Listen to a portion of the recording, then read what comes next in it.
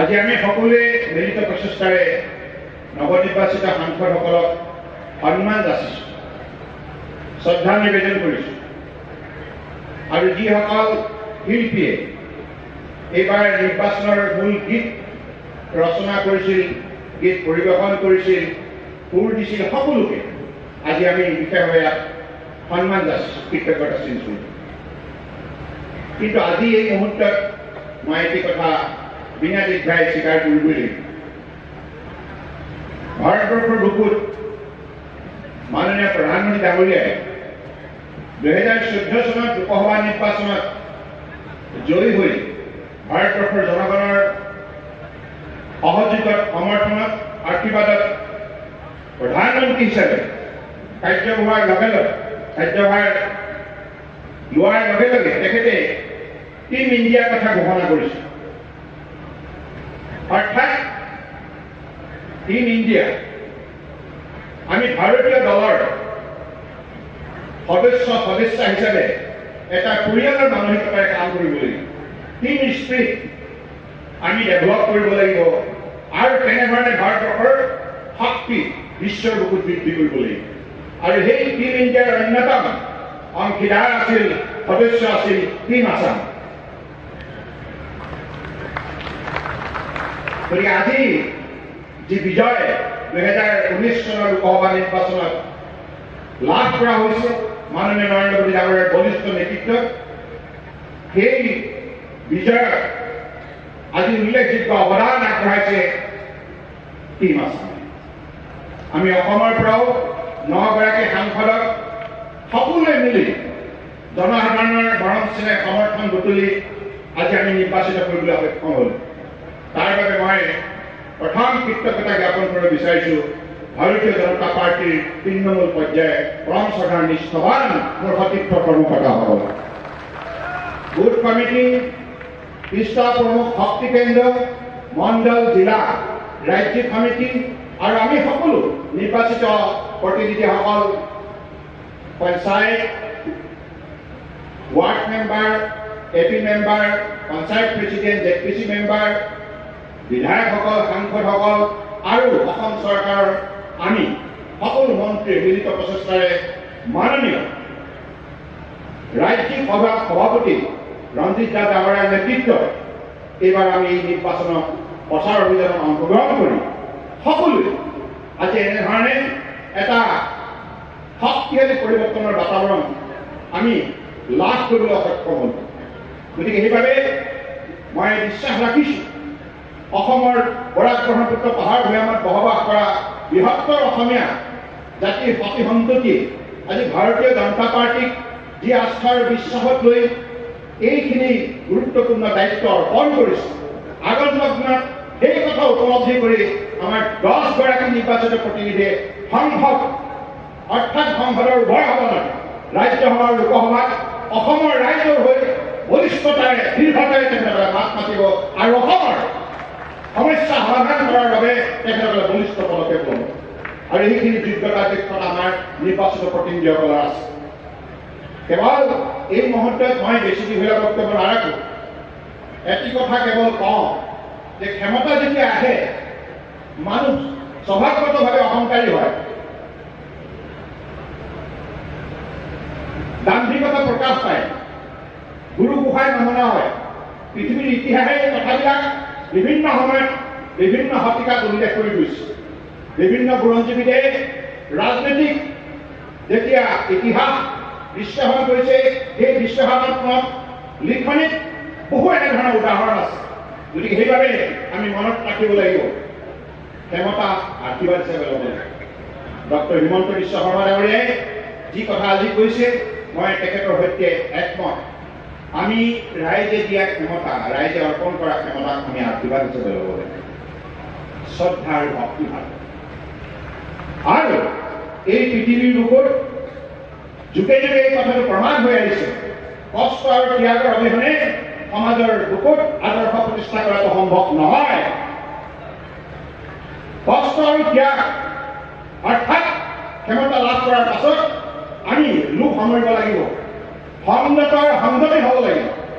এই উদাহৰণ যোৱা 5 বছৰে শ্ৰদ্ধাৰ প্ৰধানমন্ত্ৰী নৰেন্দ্ৰ মোদী ডাঙৰীয়াই ভাৰতবৰ্ষৰ কন্যাকুমাৰীৰ পৰা কাশ্মীৰলৈকে গুজৰাটৰ পৰা অৰুণাচল প্ৰদেশলৈকে এই বিশাল উপমহাদেশত 130 কোটি জনগণৰ মাজত তেখেতে দৃঢ়তাৰে এই কথা প্ৰতিষ্ঠা কৰি আহিছে আৰু দৃষ্টান্তমূলক উদাহৰণ ধাৰণ ধৰি আজি ভাৰতবৰ্ষৰ জনগণৰ হৃদয় জয় কৰিবলৈ সক্ষম হৈছে। গতিকে সেইবাবে সেই আদৰ্শ আমি জীয়াই ৰাখিব লাগিব। অৰ্থাৎ আজি দুৰ্নীতিৰ বিৰুদ্ধে যি দৃঢ়তাৰে মাননীয় প্ৰধানমন্ত্ৰী ডাঙৰীয়াই ভাৰতবৰ্ষৰ বুকুত এটা দৃষ্টান্তমূলক উদাহৰণ দাঙি ধৰিছে। সততা নিষ্ঠাৰে সমাজৰ বুকুত কাম কৰাৰ নমুনা দাঙি ধৰিছে। তাৰ বাবে আজি ভাৰতবৰ্ষৰ জনগণে তেখেতৰ ওপৰত অগাধ বিশ্বাস আজি অৰ্পণ কৰিছে। আস্থা আৰু বিশ্বাস বুটলাটো সম্ভৱ নহয় সহজে। ইয়াৰ বাবে মানুহে কঠোৰ পৰিশ্ৰম সাধনা আৰু ত্যাগ কৰিব লাগিব। আৰু এই পথ আজি সুন্দৰভাৱে আমাৰ মোদী ডাঙৰীয়াই ৰচনা কৰিছে। গতিকে মই ভাবোঁ আমাৰ এতিয়া কাম কৰাৰ কোনো অসুবিধা নাথাকিব। আমি সকলোৱে মিলি টিম আছাম আজি যি সফলতা আহিছে, অসমৰ ৰাইজে কিয় আমাক ভোট দিছে? এইবাবে ভোট দিছে যে আমি ভাৰতীয় জনতা পাৰ্টীৰ অসম চৰকাৰ দল সকলোৱে মিলিত প্ৰচেষ্টাৰে কাম কৰিছোঁ। আমাৰ মাজত কোনো ধৰণৰ মনোমালিন্য নাই। আমি একেটা পৰিয়ালৰ মানসিকতাৰে কাম কৰাৰ বাবে ভাতৃত্ববোধ অটুট ৰাখি আমি এজনে আনজনক আন্তৰিকতাৰে গ্ৰহণ কৰি একেলগে মিলি ৰাইজৰ ওচৰলৈ গৈ যেতিয়া ভোট ভিক্ষা মাগিছোঁ, ৰাইজে এই কথাষাৰ স্বীকাৰ কৰিছে, গ্ৰহণ কৰিছে। গতিকে এই কথাষাৰ আমি সকলো সময়তে মনত ৰাখি কাম কৰিব লাগিব। গতিকে মোৰ এটাই আপোনালোকৰ ওচৰত আহ্বান, আৰু 2টা বছৰ আছে, 3টা বছৰ মৰ্যাদা সহকাৰে সম্পূৰ্ণ কৰা হ'ল। বহুত উল্লেখযোগ্য বিভিন্ন বিভাগত কাম হ'ল। মই এই কথাবিলাক বিতংভাৱে আজি উল্লেখ নকৰোঁ। আপোনালোকে অধ্যয়ন কৰিলে ৰাজ্য চৰকাৰৰ যিখন প্ৰতিবেদন 3 বছৰীয়া কাৰ্যকালৰ, এই প্ৰতিবেদন আপোনালোকে দৃষ্টি নিক্ষেপ কৰিলেই আপোনালোকে আৱিষ্কাৰ কৰিব পাৰিব যোৱা 3 বছৰীয়া ভাৰতীয় জনতা পাৰ্টীৰ নেতৃত্ব চলা মিত্ৰজোঁট চৰকাৰে কেনেধৰণৰ উল্লেখযোগ্য পৰিৱৰ্তন সম্ভৱ কৰিছে।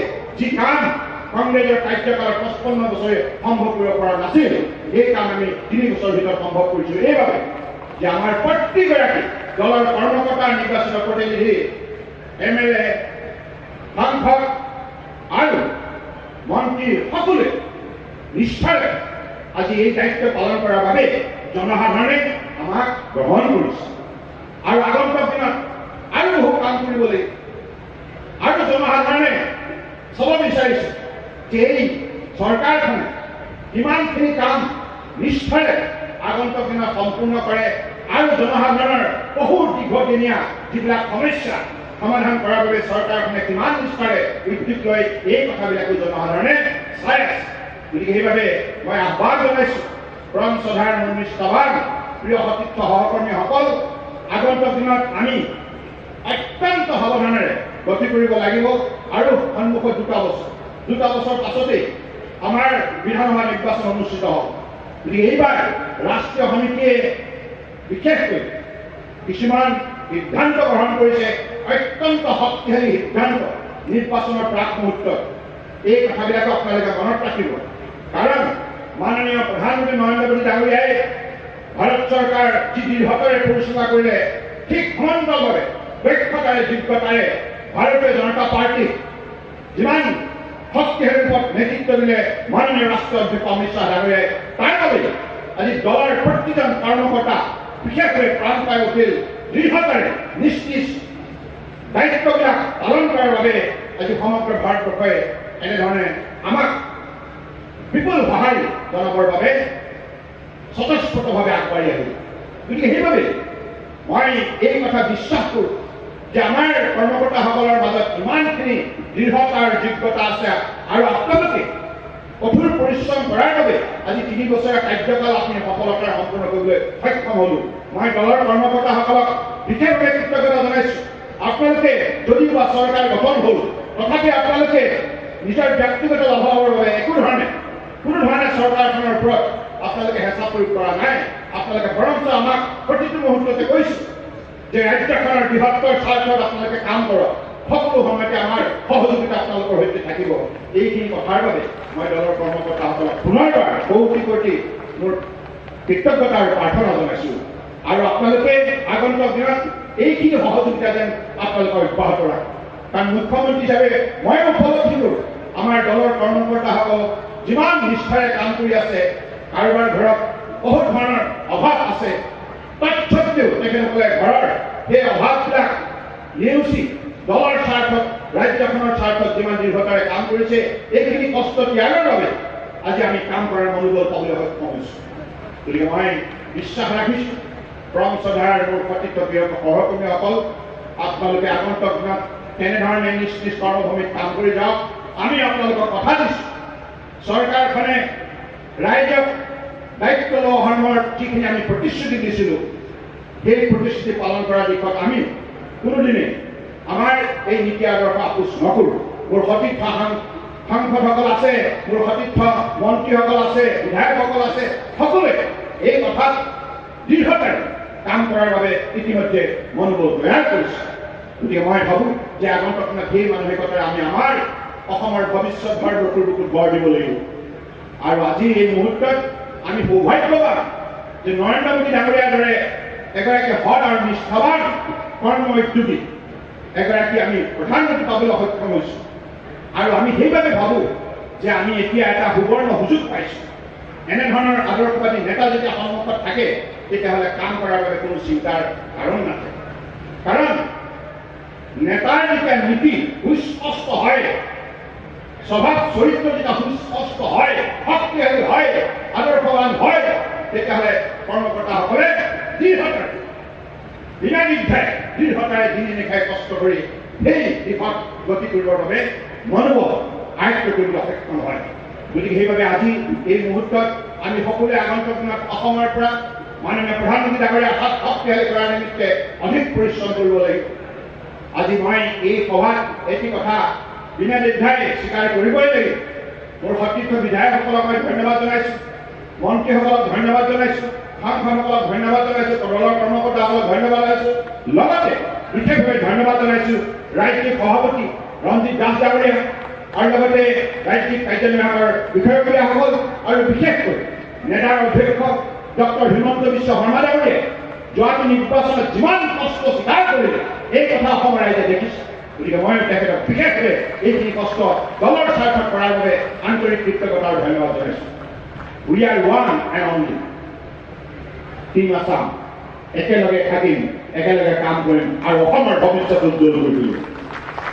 একেলগে থাকিম, একেলগে কাম কৰিম, অসমৰ ভৱিষ্যত উজ্জ্বল কৰি তুলিম আৰু অসমক ভাৰতবৰ্ষৰ কোনো উল্লেখযোগ্য ৰাজ্য হিচাপে প্ৰতিষ্ঠা কৰাৰ যাত্ৰাত ইতিমধ্যে আমি বহুতখিনি আগুৱাইছোঁ। মই নিজে পূৰ্বতে বহু সময়ত বহু দায়িত্ব লৈ থাকোঁতে বিভিন্ন ঠাইত যেতিয়া গৈছোঁ, তেতিয়া অসমৰ কথা বা উত্তৰ পূৰ্বাঞ্চলৰ কথা ভাৰতবৰ্ষৰ বিভিন্ন ঠাইত ঋণাত্মক দৃষ্টিভংগী আলোচনা হৈছে। আৰু এই অঞ্চলসমূহৰ ভৱিষ্যতৰ কথা কোনো মানুহে ভাবিব পৰা নাছিল। এই অঞ্চলত যেতিয়া সম্পদ সম্ভাৱনা শক্তি মজুত আছে, এই অঞ্চলত যাতে ভাৰতবৰ্ষৰ বুকুত এটা জাকতজনক অঞ্চল হিচাপে গঢ় লৈ উঠিব পাৰে, এই বিশ্বাস পূৰ্বতে কাৰোৱে নাছিল। কিন্তু এই বিশ্বাস প্ৰথম ব্যক্ত কৰা ব্যক্তিগৰাকী হ'ল পৰম শ্ৰদ্ধাৰ প্ৰধানমন্ত্ৰী নৰেন্দ্ৰ মোদী ডাঙৰীয়া। এইগৰাকী প্ৰধানমন্ত্ৰীৰ দায়িত্ব লৈ উত্তৰ পূৰ্বাঞ্চলৰ সম্পদ সম্ভাৱনা শক্তিৰ সন্দৰ্ভত যি বক্তব্য দাঙি ধৰিলে, ইয়াৰ লগে লগে কেৱল ভাৰতবৰ্ষৰ বুকুতে নহয়, বিশ্বৰ বুকুত বসবাস কৰা ভাৰতীয় সমাজখনে উত্তৰ পূৰ্বাঞ্চলত শ্ৰদ্ধাৰে সম্বোধন কৰাৰ লগতে দৃষ্টি নিক্ষেপ কৰাৰ যাত্ৰা আৰম্ভ কৰিলোঁ। গতিকে সেইবাবে আমি অসম তথা উত্তৰ পূৰ্বাঞ্চলৰ ৰাইজ সদায় নৰেন্দ্ৰ মোদী ডাঙৰীয়াৰ ওচৰত কৃতজ্ঞ হৈ থকা উচিত। কাৰণ তেখেতে অসমৰ গামোচা আজি যেনেধৰণে মৰ্যাদা দিছে, সুধাকান্ত ডক্টৰ ভূপেন হাজৰিকা ভাৰত ৰত্ন প্ৰদান কৰি অসমীয়া জাতিৰ স্বাভিমান যেনেধৰণে শক্তিশালী ৰূপত তেখেতে মৰ্যাদা দিছে, এই কথা আমি পাহৰি যোৱা উচিত নহয়। গতিকে এইগৰাকী প্ৰধানমন্ত্ৰী সাধাৰণ ৰাজনীতিক নহয়, এইগৰাকী প্ৰধানমন্ত্ৰীয়ে ভাৰতবৰ্ষৰ সমাজ ব্যৱস্থাক আধ্যাত্মিকভাৱে, সাংস্কৃতিকভাৱে, সামাজিকভাৱে অত্যন্ত আন্তৰিকতাৰে অনুধাৱন কৰি প্ৰতিখন ৰাজ্যক আজি শক্তি যোগান ধৰাৰ ক্ষেত্ৰত যি সন্মুখৰ পৰা দৃষ্টান্তমূলক নেতৃত্ব প্ৰদান কৰিছে, এইবাবে আজি ভাৰতবৰ্ষৰ পূৰ্বৰ প্ৰতিখন ৰাজ্যই প্ৰাণ পাই উঠিছে।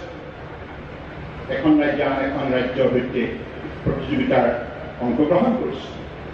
গতিকে এই কম্পিটিটিভ টেম্পাৰামেণ্ট, কম্পিটিটিভ এটিটিউড, কম্পিটিটিভ চিল ডেভেলপ কৰাৰ ক্ষেত্ৰত মোদী ডাঙৰীয়াৰ যি উল্লেখযোগ্য অৱদান, এই কথা আমি মনত ৰাখি আগন্তুক দিনত আমি অসমৰ ৩৩ লক্ষ মানুহৰ মাজত আন্তৰিকতা, সদ্ভাৱনা, ভাতৃত্ববোধৰ বন্ধুত্ব শক্তিশালী পথ গঢ় দি অসমৰ এই উন্নত মানৱ সম্পদক বিশ্বৰ অন্যতম শক্তিশালী কেন্দ্ৰ হিচাপে আমি গঢ় দিয়াৰ নিমিত্তে প্ৰয়াস কৰিব লাগিব।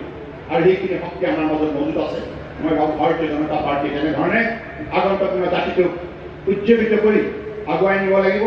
আৰু এইখিনি কথাকে কৈ মই আজি এইখন সভাত বিশেষকৈ প্ৰাক্তন ভাৰতীয় জনতা পাৰ্টীৰ যিসকল সভাপতি এই মঞ্চত উপস্থিত আছে, ৰাজেন দা, ৰমেন দা, নাৰায়ণ দা আৰু আমাৰ বিধায়ক ভট্টাচাৰ্য ডাঙৰীয়া, সকলোকে মই বিশেষভাৱে শ্ৰদ্ধা জনাইছোঁ। আৰু বিজয়া বাইদেউ আমাৰ সকলোৰে অনুপ্ৰেৰণাৰ উৎস। বাইদেৱে কোনোদিনেই কোনো কামতে এলাহ নকৰে। দলৰ স্বাৰ্থত, দেশৰ স্বাৰ্থত বাইদেৱে যি নিৰ্ভীকতাৰে তেখেতৰ কাৰ্যনিৰ্বাহ চলালে, এই কথাৰ পৰা আমি বহুতখিনি সাহস বুটলিবলৈ সক্ষম হৈছোঁ। গতিকে সেইবাবে মই ইয়াত উপস্থিত থকা প্ৰত্যেকগৰাকী মোৰ সতীৰ্থ মন্ত্ৰী লগতে সতীৰ্থ বিধায়কসকলক মই বিশেষভাৱে ধন্যবাদ জনাইছোঁ। আৰু বিশেষকৈ 10গৰাকী ৰাজ্যসভা আৰু লোকসভাৰ নিৰ্বাচিত সাংসদ, আপোনালোকে আগন্তুক দিনত দিল্লী দৰবাৰত ঐক্যবদ্ধভাৱে অসমৰ উন্নয়নৰ বাবে মাত মাতিব। একেলগে এটা টীম হিচাপে অসমৰ বৰাক ব্ৰহ্মপুত্ৰ পাহাৰ ভৈয়ামৰ উন্নয়নৰ নিমিত্তে কাম কৰি যাব। আৰু অসম চৰকাৰৰ যিখিনি কাৰ্যসূচী দিল্লীত কৰিব লগা আছে, সেইখিনি কাৰ্যসূচী আপোনালোকে আগবঢ়াই নিয়াৰ ক্ষেত্ৰত বিশেষ বলিষ্ঠ পদক্ষেপ লওক, তাকেই কামনা কৰি সমবেত সকলোৰে প্ৰতি শ্ৰদ্ধা আৰু কৃতজ্ঞতা জনাই ৰঞ্জিত দাস ডাঙৰীয়াৰ লগতে তেখেতৰ সতীৰ্থসকলক ধন্যবাদ জনাই মই মোৰ বক্তব্য সামৰিলোঁ। ধন্যবাদ। জয় অসম।